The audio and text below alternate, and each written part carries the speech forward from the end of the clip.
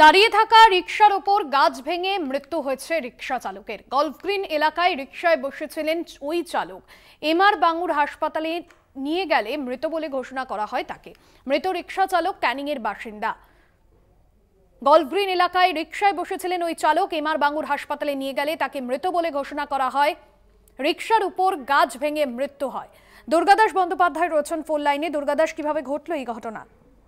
দেখো, তুমি জানো যে আজ সকাল থেকে ঝিরঝিরে বৃষ্টি শহর কলকাতার বিভিন্ন প্রান্ত জুড়ে হচ্ছিল এবং সেই সময় বৃষ্টির হাত থেকে বাঁচতে এক রিকশা চালক কলকাতার গলফগ্রিন এলাকায় তিনি একটি গাছের নিচে আশ্রয় নিয়েছিলেন এবং সেখানে রিকশাতেই বসেছিলেন এবং সেই সময় হঠাৎ করে গাছটি ভেঙে রিকশার ওপর পড়ার সাথে সাথেই তিনি সেখানে গুরুতর জখম হন এবং রক্তাক্ত অবস্থায় তাকে যখন এমআর বাঙ্গুর হাসপাতালে নিয়ে যাওয়া হয় তাকে সেখানকার ডাক্তাররা মৃত বলে ঘোষণা করে।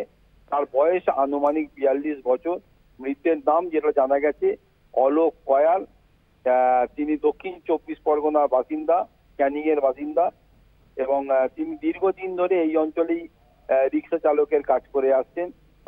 ফলে দেখো, আজকের এই মর্মান্তিক যে ঘটনা, এই ঘটনা পেছনে কোনো কারণ সেভাবে না থাকলেও কিন্তু শহর কলকাতায় বারবার যে বিষয়টা বলা হচ্ছিল যে বড় বড় যে বৃক্ষ রয়েছে সেই বৃক্ষর গোড়া থেকে মাটি ধুয়ে বেরিয়ে যাওয়ার পর সেখানে ডিপ রুটেড গাছ থেকে শুরু করে বিভিন্ন ধরনের যে গাছগুলো রয়েছে সেই গাছগুলো কিন্তু এই যে দাঁড়িয়ে থাকার যে ক্ষমতা হারাচ্ছে এবং সেইটাই কিন্তু আবার প্রমাণিত হলো আজকের এই ঘটনায়।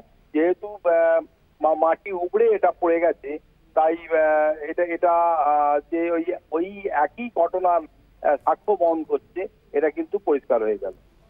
একদমই। ধন্যবাদ। দুর্গাদাস বন্দ্যোপাধ্যায় প্রতিনিধি ছিলেন ফোন লাইনে।